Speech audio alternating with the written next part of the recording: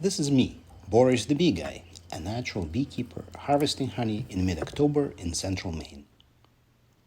There are a couple of advantages of honey harvesting in late fall. By late fall, we have a mature, ripened honey, where the bees' enzymes had plenty of time to fully work their magic. In the fall, there are also fewer bees, as they are preparing for winter, and it's easier for the beekeeper to see which frames with honey to leave for the bees to live well through winter, and which frames can be safely harvested. This particular frame has about 6 inches of capped honey on top, and some yet uncapped liquid nectar under it. I'm not harvesting this frame. I'm leaving it for the bees. A few such frames will leave perfect reserves for the bees to make sure that they successfully survive through the harsh Maine winter. Having collected a few frames with honeycombs, before honey extraction, I use the so-called uncapping fork. It's a simple tool to uncap the honeycomb that the bees have capped with a thin layer of wax. The wax cappings that I uncap for subsequent extraction are mixed with some honey. They taste like a super delicious gum. So I make sure to collect them. They're great. So after uncapping, I use the extractor to get the uncapped honey from the frames without destroying the comb.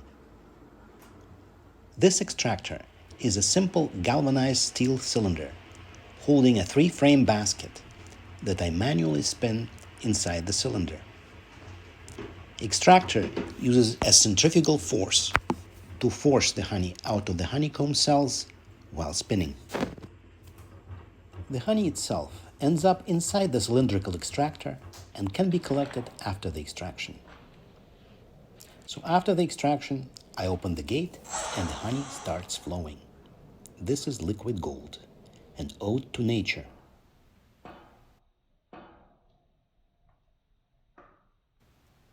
When there's no more honey left in the extractor, I let the bees clean it.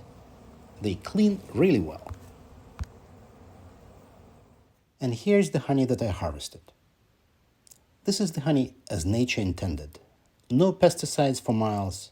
The bees were never fed sugar. And the bees and the beehives were never treated with chemicals or acids. As we never use chemicals or acids, we're able to add to our fall honey some bee bread, the tastiest and the most nutritious part of the harvest. It is the fermented pollen honey mix that the bees were feeding their young with. So what does this Maine wilderness honey looks and tastes like? It's a rich, fragrant, and yet delicately balanced golden amber honey with beautiful plum and apricot undertones. Thanks for watching. Please hit like and subscribe.